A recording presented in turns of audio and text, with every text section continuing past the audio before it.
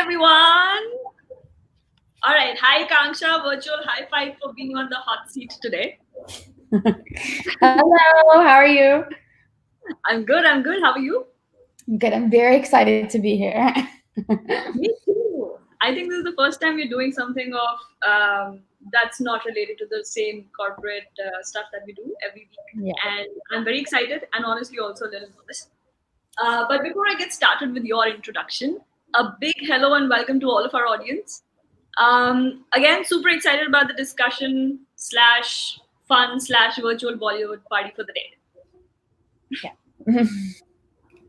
All right. So our guest for the day is Akanksha, as you've already heard from me, fondly known as AKA Nach by all her Instagram and YouTube fans. So Akanksha, you're many things that most of us just wishfully think about. You're a choreographer, you're an actor, you're a model, you're a dance trainer, you're a am I missing out any of the performing art fields? Nautanki. Boss queen, yes. Perfect. And all of this you decided to start sharing on the digital platform, Yes. right? And this Yeah. has turned you into an influencer today with some of your videos just flying through the roof. We're talking about a million views. So I was checking out a couple of your videos, obviously, when I was preparing for the entire script. And this 1 million, this 500,000, 300,000, and that's just a regular thing. Every second video has those kind of views, and that's absolutely amazing. Luckily, randomly, I don't know. But yeah. But when you started hitting those numbers, it must be like a different high altogether. Oh yeah, I remember that. It's like you're texting your friends screenshots all the time, and at some point they get annoyed, but you're like 101,000, 105,000. But yeah, it's exciting. But what happens is once you hit that, once you get past that, and you don't hit that after, you're like, what? Why did this one not go there? Why? But yeah, it's great. Nah. Blessing for sure. All right. So through the session, we will talk about your journey. We'll talk about a couple of tips for everyone to know what goes on behind the scenes, all the grill that happens, right? For us, we just see the end product. We just see what's in front of us on YouTube that you've shared, right? And we see it looking all pretty and beautiful and glamorous. But the entire work or the process that goes behind it is what we would want to explore today and learn about, right? But before we do that, I would want to tell you what we have planned for the day today. All right, hit me. We're supposed to start off with a song, which I did not. I was waiting for that. Like I'm just waiting to dance. We can still do it. Why don't we do Yeah. one thing? We get started with the session. Let's do like a little hit jack. I didn't-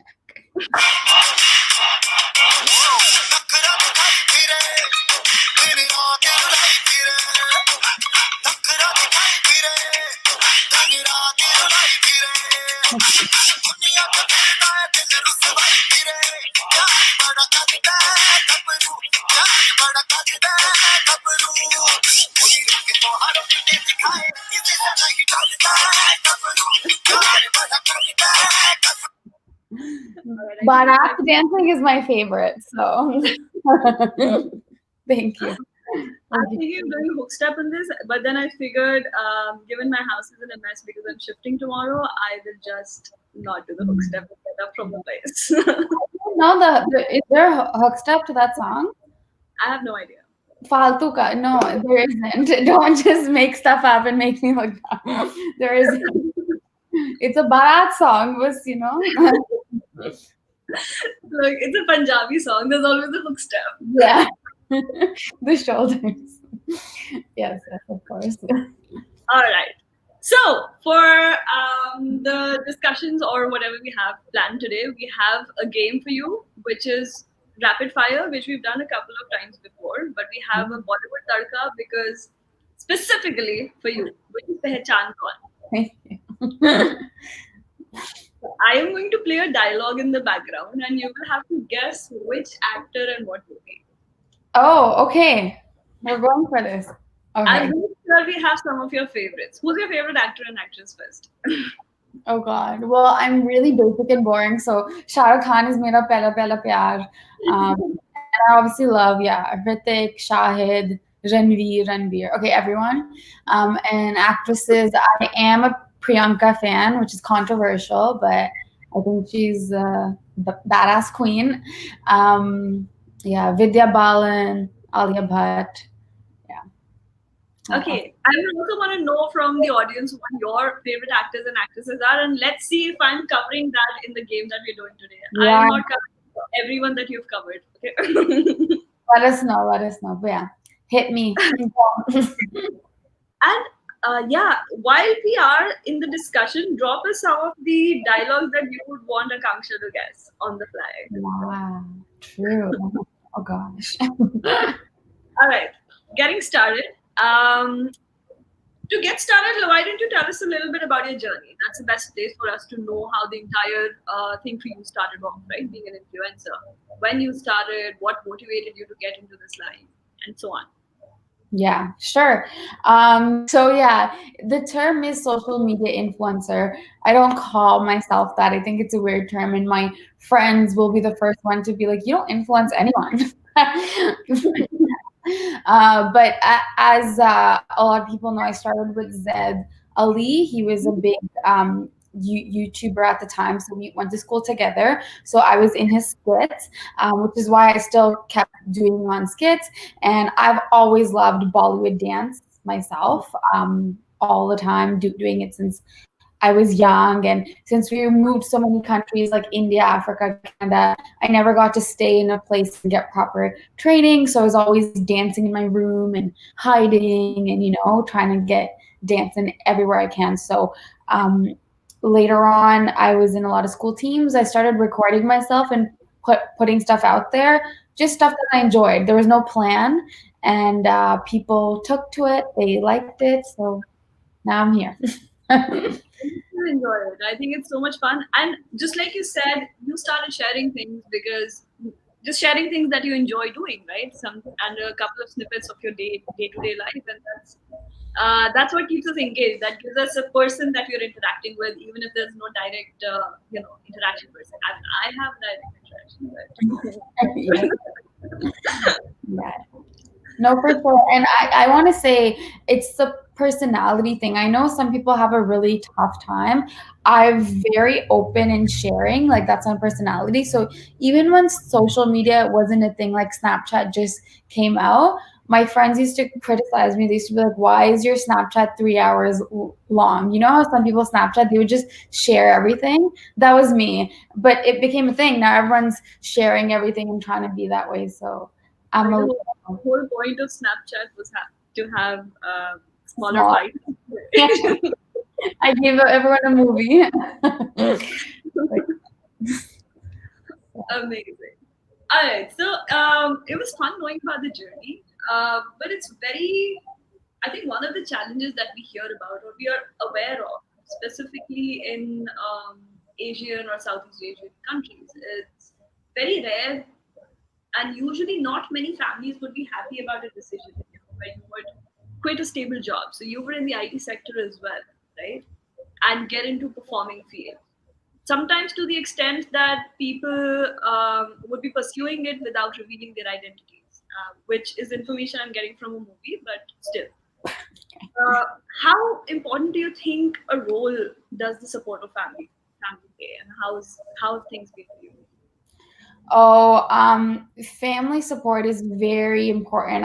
I give a lot of kudos to people who don't have it and still continue on. But even getting it is hard. So for me, yes, I worked in a software company. I was in corporate sales and digital marketing after that, and quitting my job was really scary. That was a really hard decision for me, and I didn't just do it. I sat on it for a year. So I want to say that it took me really long, and it was actually my company and my team who encouraged me. That was one, but they said you can always come back to this. You can always come back to a job. Why not just get proper training and go out there and explore? So that was one.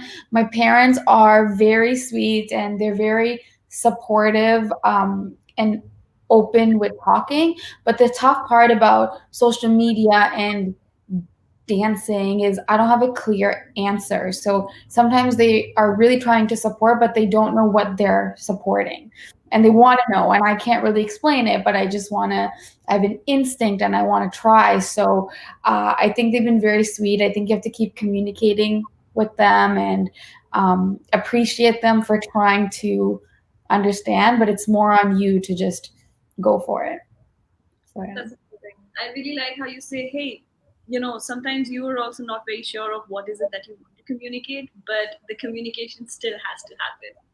Yeah, yeah. And I think that they just want to see that you're trying and, you're not just trying to do nothing. But it's not conventional, so it's hard. It's a risk. So, All right. Are you ready for some rapid fire questions yeah, hit me. before we jump into the I'm next kind section? of scared.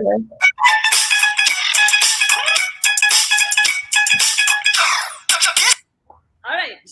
Sorry. Yes. Before we that's for the closing. Okay. Go ahead. So, in a couple of things we spoke about, right? What's your choice when it comes to dance videos or wines or the fun videos? Oh, so this is like rapid fire. I have to like answer fast. Okay. I'm answering so fast right now. My choice for rapid fire. Sorry, my choice for vines, like skits. Is it dance videos? What would you choose? Dance videos or wines? What do you enjoy most? Eh, I can't pick that, but I watch both a lot. I want to say that visual learning helps a lot and it gives you ideas and helps you be more creative. So I watch dance videos all the time. My entire explore feed is that. And I just love relatable skits, like the one that are about the Indian family and the mom. That's what I create, but I love watching that too. And like that's why I think memes are so popular because you're just like, wow, I'm pathetic too, and so are other people. Thank you. Yeah. All right. Someone you look forward to collaborating with and why? Ooh, there's a lot. I've gotten the chance to interview for my Bollywood quiz episode a lot of dancers. So there's a really good Bollywood dancer that I look up to a lot. She's in Edmonton, Canada. Nana Batra is her name. I love her stuff. So it'd be a dream to dance with her one day.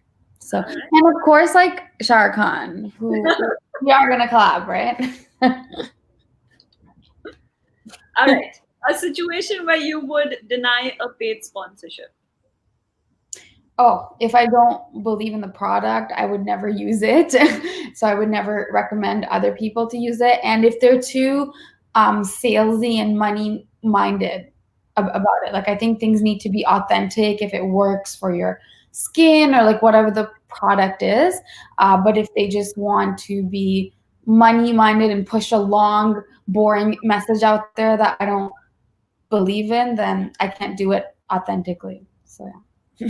All right. That's nice. All right. Something you wish you didn't have to do but comes as part and parcel of being a social media person. Oh my gosh, I wish I didn't have to do so much work. Because it's just so much work. You have to have a full team. You're your own spot dada, set dada, costume designer, makeup artist, director, videography. So costumes is one thing. Fashion is not my thing. So I just wish someone could get me matching outfits with my dancers and take care of that. Just a Okay. lot that goes into it that's not dancing. Oh, so I'm going to spin off from your last rapid fire answer and ask you, do you have a team that helps you with the whole process?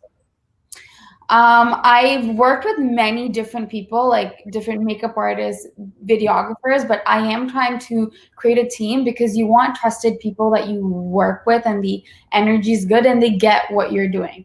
Since I've worked with a lot of people, I can give you a lot of bad examples too, where the videographer was, I want the videographer to show some dimension and help, and the videographer is just going, and it's like, So I do have a really great videographer and editor that I've started working with now. Hopefully, I can continue working with him throughout. I have a girl on my team that helps me sign up for, helps moderate all my classes, like letting students in, marketing it to them. So I'm trying to build a team of people that I trust and I can continually work with. That's the goal, getting there. What are the different functions that you usually need? So it's not just about acting in a video or dancing in the back end, right? And somebody just taking the entire footage. There is so much more than that. What are the different? It's like an organization that runs. Oh, So tell me yeah. a little about it. So if you're doing a really proper video, so I want to temper that because it's social media. So I actually think you should just start off doing it by yourself. You don't need everything else. But if you do, when you get into it, you need costumes, right? You need outfits. So the fashion is one thing, makeup and hair, and making sure you look synchronized even with the look with whoever is there is important. Practicing the dance and choreography and having dancers that can look similar to you is important. The practice is important because when you shoot, you need every angle and line has to be the same, and you can't be figuring that out at that time because you're going to be sweating, you know? So the practice is important. The videographer is important to get the proper angles and know the continuity of it. The and editing. Now, when I started, and still to this day, I used to have a tripod, record myself, like run back and forth, hit play, go, do that. I used to do obviously own costume and hair, which I still do. And I learned how to edit myself. So on YouTube, I just watch stuff and I edited my own stuff. So, but yeah, you need editing, videography, costumes, makeup, hair, dance space, location. Location is so hard because Canada is cold. So I can't shoot outside and inside you need a permit policies. So there's a lot. What else? Oh my god, I'm sweating. Yeah. But if you're I passionate about it, it's fine. You'll do it. I think initially you can still do everything or majority of the stuff on your own when you're getting started, but eventually you want to start focusing on the right piece for your own self to grow your followers base, and you need to kind of figure out who to bring into your team, like for all of these different functions. Yeah, for sure. But you can definitely do it yourself. And I want to encourage people that, I mean, even then, the good thing about social media and the hard thing about it, because people always ask me, sort of like you did, oh, how did you get a million views? I want to get that, you know? And the thing about social media that's a curse and a blessing is that it's unpredictable. You never know. You can shoot something in your room alone and it'll hit 80,000 views, and you can get everything and you'll get 500 views, you know? The blessing about that is that it's a level playing field for everyone. So if it wasn't, then rich people or people with a lot of resources would have figured it out and paid for everything, like a set designer, this and that, and that would be it. But social media is unpredictable, so the randomest things will go big. So don't stop yourself. Even I have to tell myself, if I have a choreography that I really want to put out there, don't get stuck in the process of I need this, I need this. Just put it out there, you know? So yeah. That's very interesting. So I think one of the most democratic channels that we have today. It doesn't matter how many resources you have. If you have the idea and you can implement it yourself. Yeah, exactly. It's fair for everyone. I know. All right. So to this, I have another question. Now, given that there are so many people, everybody is on social media platform today, right? And on some platform or the other, and a lot of us are creating some form of content. With so much content available online, how do you kind of set yourself apart? How do you create the content that will generate a million views? Mm. That's a really good question. I have an answer, but I don't think it's a good answer. I don't think it's good advice for people. Like it's not what you're looking to hear, but basically, I I plan less. Like I work really hard on an idea that I'm passionate about, but I plan less on what it means. I know YouTubers who are amazing and they got millions of followers and they have a schedule. They're like, on Tuesday we're going to do something emotional, on Thursday we're going to do a skit and like fun, and they have a schedule. For me it's a song that's stuck in my head. It's an idea that I see my mom do that I think it's relatable. So I just put stuff out there that I like, and luckily sometimes people take to it and they relate to it. And I think that's what's worked well for me is I've planned it less. Like people have a curated feed that I'm gonna have professional pictures only and like this and this, and I don't. And I think people followed me for dance. Like they started following me for my skits and dance, but they continue following me because of maybe the videos I post with my mom or like the stuff that I do. So having more personal things and planning it less and being more yourself and original helps bring it together. So, That's very interesting. So, like you said, people started following you for dance. We obviously know that you love to dance, yeah. right? All I need to do is play some music and Yeah. it just So goes. dance for sure. But I do get messages all the time that, oh, we only follow you to see your nieces and your mom. Like my mom is so famous on my thing, and I don't get offended. I'm like, sure, if you're following me, you are. But yeah, it's sharing other aspects too that make people feel like they know you. Um, did you actually go through like a formal training for dance? So that was my biggest sort of tough thing and insecurity because we're moving countries all the time. Like I never got to get proper training. So everything I started creating at the start was just my own choreography and things that I created by watching.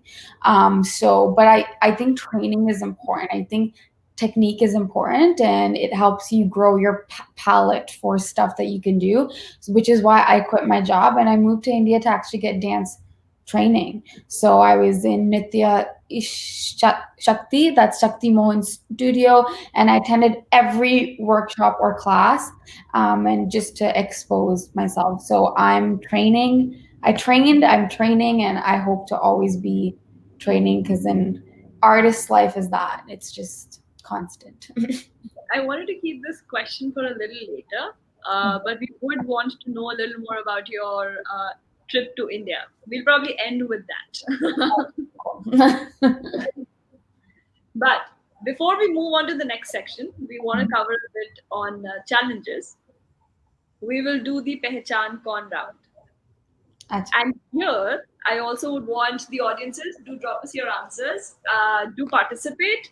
I'm going to play a dialogue in the background, and Akanksha, you have to identify who delivered the dialogue and what movie it's from. All right, go for Are it. you okay? Don't angry Mm. Don't anger me. Akshay Kumar, Rowdy Rathore. Oh, nice. I'm just starting easy. Thanks. कभी कभी Thanks. जीतने के लिए That's the next one. कुछ हारना भी पड़ता है और Oh, Bazigar, right? Hanu wale ko Bazigar. Look, you almost gave it away. You almost Shahrukh Khan. All Good. right, next one.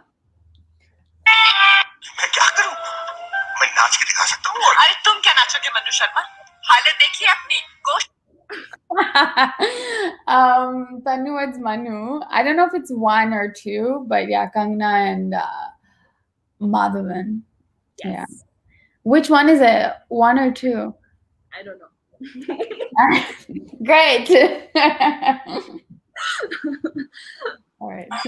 सोच एक ही बात कहे श्रीमंत, आप हमसे हमारी जिंदगी मांगते थे, हम आपको खुशी खुशी दे देते, और आपने तो हमसे हमारा गुरूर छीन लिया.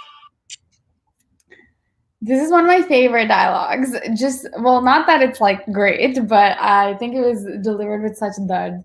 But Priyanka, sorry, I want to get it right. Ramlila Baji Ramastani. Oh, nice. I go through all the Sanjay Leela Bhansali movies that look the same. But yeah. All right. Film Sholay, Dharmendra, शराबी scene. मासी जी. I'm not even sure you would know this one given I'm the old generation. It sounded like Anupam Kher, was it? Yes. Okay, that's all I know. Anybody else know what that was? No? Yeah. It's Uh, Hum Aapke Hai Kaun. Oh yeah, I don't know it that well. I only keep watching the first half of it. Second half is too depressing. This wasn't the first half. Well, Madhuri scenes only, exclusive. Nice. This is right before the song Mine Mine. Oh, yeah, sweet. All right. The final section today is the challenges around being a social media influencer. So, if you were to identify one of the most pressing challenge, what would that be? One, I can only say one. There's 500, but I think getting started is hard. Like, and I want to speak about that because I have a lot of people come up to me. They said, "Oh, I want to start my YouTube," or I see like talented people and ask them, "Oh, what's your Instagram?" And I hear a lot of this, which is, "Oh, I'm just going to take a lot of classes, or I'm going to practice a lot, perfect my technique, then I'll start." And my answer is just start. Just start. There's no perfect time. There's no perfect way, and you'll get better as you go. So you just have to start. Like my first video was crap. It was really blurry. The camera was like this, but just start and you'll just improve as you go. But the reason that's hard, which is I think the biggest pressing challenge, is putting yourself out there is hard because you're putting yourself out there for criticism, comments, compliments too. But you're really putting yourself out there, and it's embarrassing. Like you feel embarrassed. I get a lot of negative comments, not a lot, but I still get them for sure.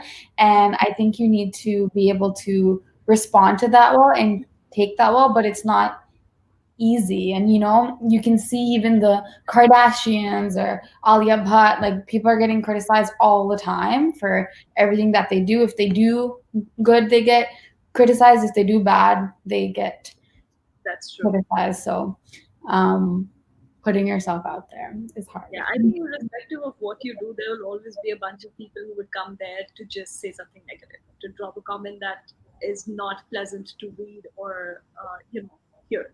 Yeah. So you're right when you say you do have to be stronger than that and just let it go, not worry or bother too much about it. Yeah, but it's not easy and it took me time. Like, I think I remember saying when I started, any negative comments I got, like I would get a lot of comments that would be like, "This is so fun, great, da, da," and then I get a comment like, "This is crap. You guys don't know what you're doing, or you need to like improve or take a class." So that bogs you down. I think it's easy to say, "Oh, just let it go." It sticks in your head for everyone. It just does. So what I used to do at the start was like delete it right away because I was embarrassed that other people would see it, blah, blah, blah. But I stopped doing that. Any negative comment I have is there up on my page. And the reason why I did that is because I have like 99 positive comments and one bad. So if I react to it, if I respond to it, if I delete it, it means I've ignored 99 positive things and I focused on the bad. So I either respond to everyone and I leave everything there, because then I'm giving the hate comment energy, more energy than all the love. So focus on the love. And it must be a process, right? Because we do get focus, we do tend to focus a lot of our energy on that, and it's not just energy, it's not a feel good thing when you hear something like that. You put in a lot of effort and you were hoping something good comes out of it, and then there's this one person out of 100 people, like you said, who will come there and say, hey, you don't know anything that you're doing. And it's very demotivating sometimes. Yeah, and people are out there like they just have the guts to write anything and they go for it. So those people are out there. So just focus on if you find yourself. What I try to do if I find myself thinking about it a lot, I go back and read all the other comments to be like, these are people who took out time in their day to write something good. So there's that too. Yeah. That's a very interesting tip. I think must follow that. All right. So the last piece over here is, of course, a question that lingers on everyone's mind who wants to look at social media as a full-time option, right? Or even part-time or start off uh, the journey at all. It's the monetization bit. Mm. So we obviously hear a lot when we have brand folks in our organizations. I know that they get in touch with influencers, but it's usually just a trade, a barter system sort of thing, right? Like you post about my product, and I am going to give you a hamper, and that's that. How do you monetize on this? Because that doesn't pay bills. It does not pay the bills, yes. So um this is hard. I'm gonna be honest and I'll give you things that I've done that I've worked for me, but I'll be the first one to say that I haven't figured it out 100% myself. And I think that's being an artist regardless. I think even um, because there's not a steady paycheck, right? So when even a Bollywood actor comes out with the movie does amazing. You think they're great, and 2 3 months after, you're like, okay, but now what? Like, what are you gonna do now, right? So they have the same struggles, and so do social media influencers. So I am not a blogger. And I find a lot of influencers are that. So it's very easy for them to get product or get paid through that because they take pictures and like do that. For me, I do dance videos and skits, which also get a lot of attention, but that's not the conventional influencer thing, right? So what has worked well for me, like I worked with 4 great brands this year, is that instead of the usual thing, it's like, oh, I'll post a picture, like, I'll just do this. Like that's there all the time, and it's not very inviting. So when I reach out to them, I give them a full plan that, oh, I'm going to be offering a workshop, like an Instagram live free class, or I'm going to be offering this Bollywood quiz episode. I'm doing something entertaining. I'm offering this to the people. You can sponsor that, and then it'll help get your name out there. So I think finding creative ways to do a campaign and project where you're offering something and then brands feel good joining in with that message. So I ran a campaign where I did a free dance class. I had a fashion designer sponsor, and then we ran a contest that whoever attended the class or sent a video tags us.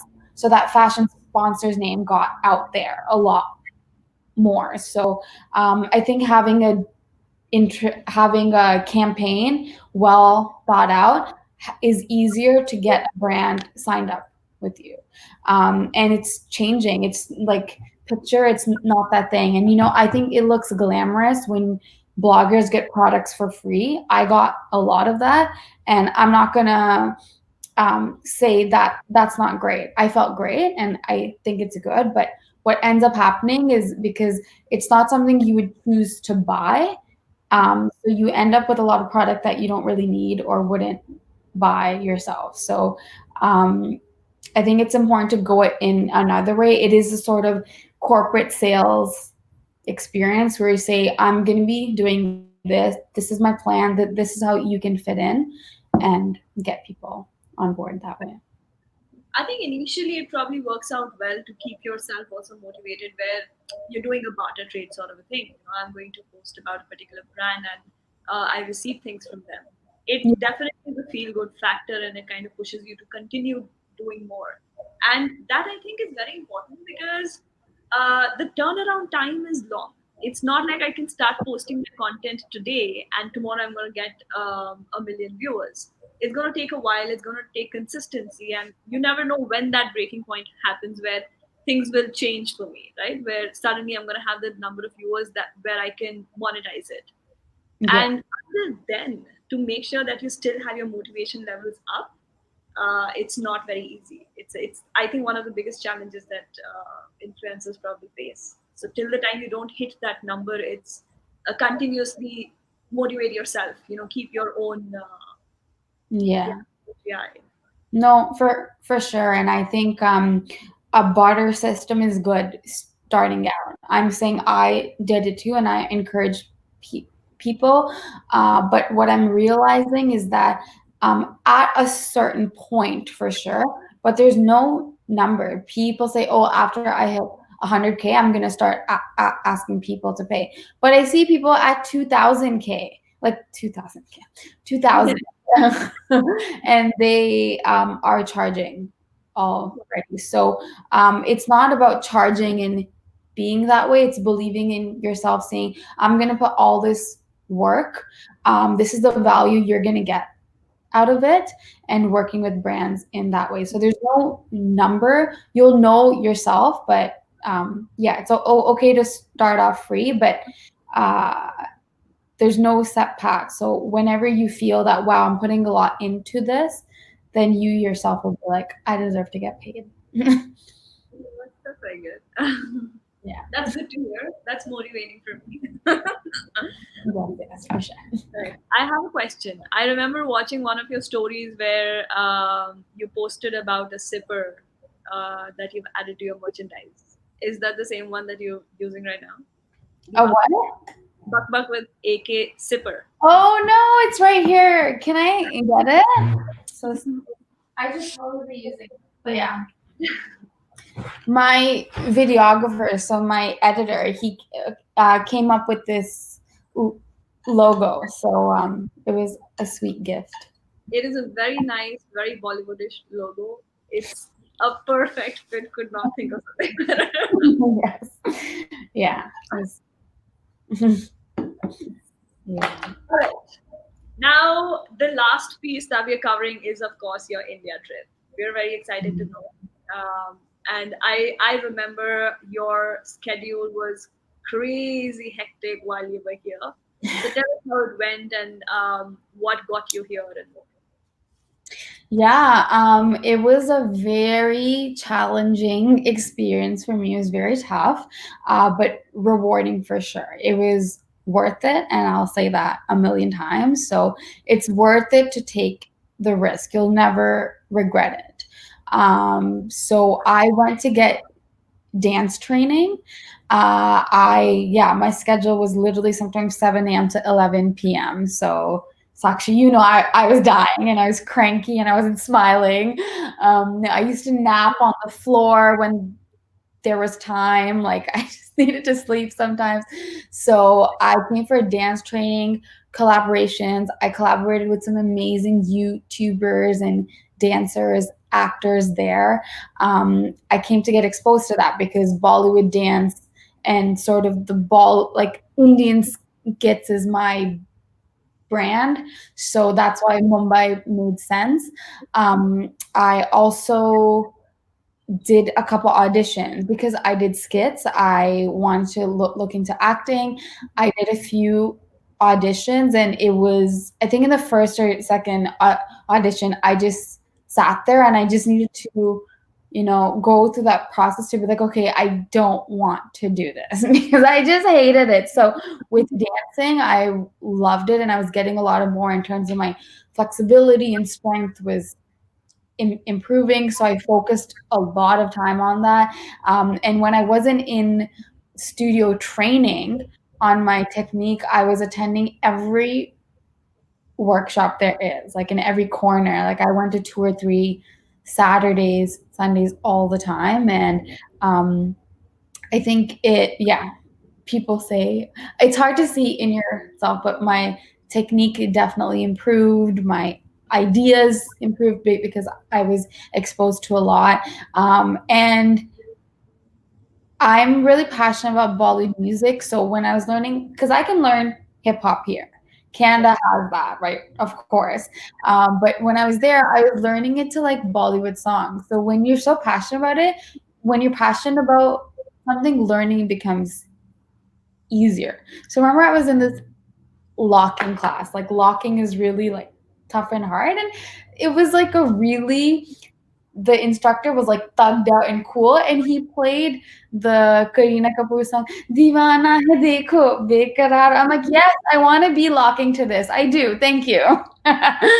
So there was a lot of that, but it was very hard. Moving to a new country and place is tough. I was alone. I spent Diwali alone in my room for 3 days because families travel to their own, friends travel to their own From the families, and so moving to a new place, making friends, re- relationships, it's lonely and it's tough, but yeah, Mumbai was great. You're there right now, and I'll tell you that because the population is so high, things that I would learn in America in maybe a month, I would learn in an hour there because it's just like boom, boom, boom. So yeah, it's good.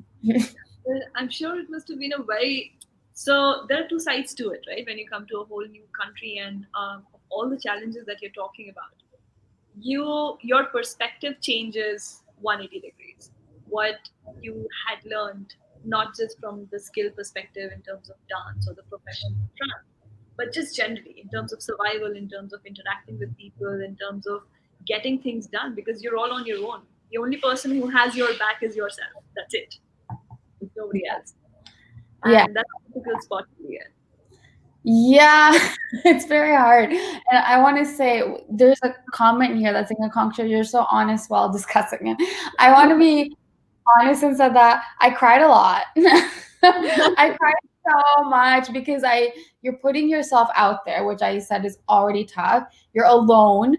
And in class, like when you're training, you suck and you're constantly being told, and you have also I'm getting dance training when I'm older, so there's a 7-year old doing splits like and I'm just like, relax, you have to show off so much. So um you are having a tough time because you're alone, it's new, but you also suck and you want to improve, and you're giving all your time, your sleep, energy, and you don't have friends to go home to after because the time zone is so off that when you call them, they're like, we were asleep. I'm like, why? I need to cry right now.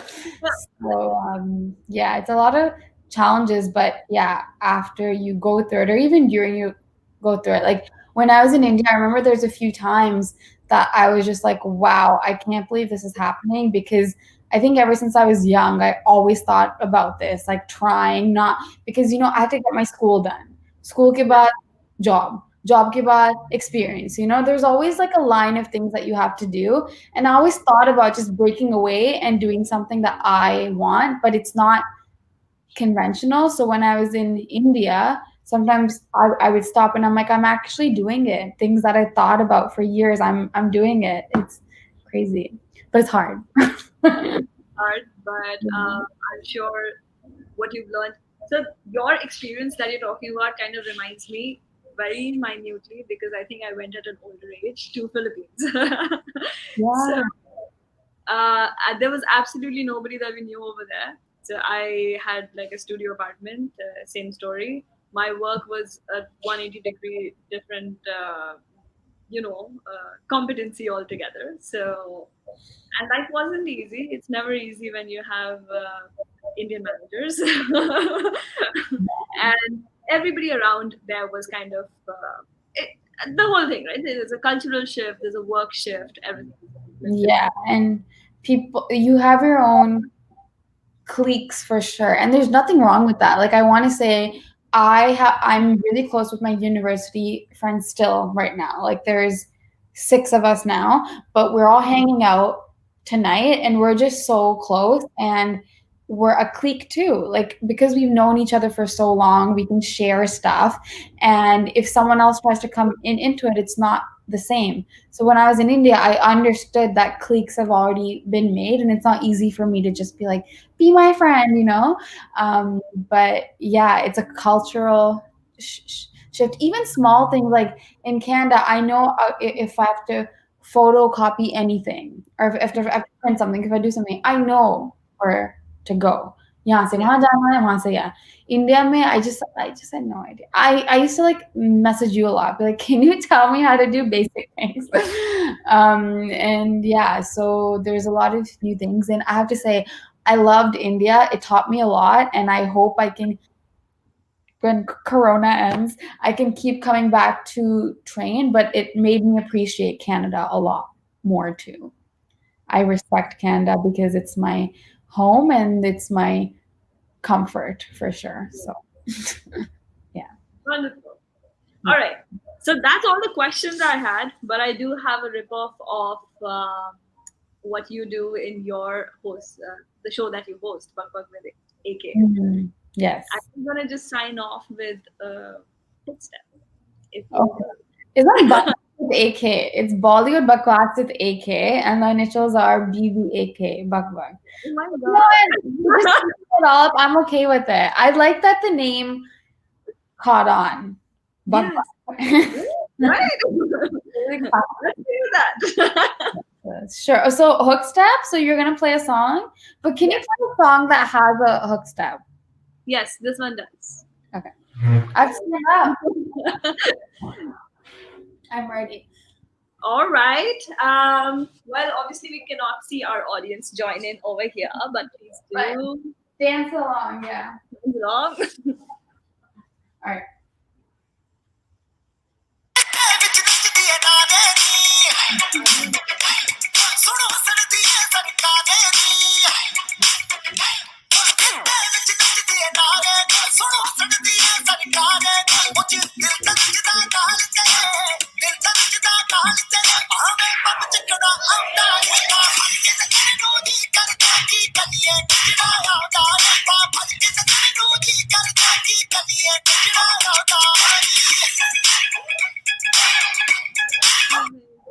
So I don't know if that's a hook step. That's my hook step. That's my choreography, but whatever.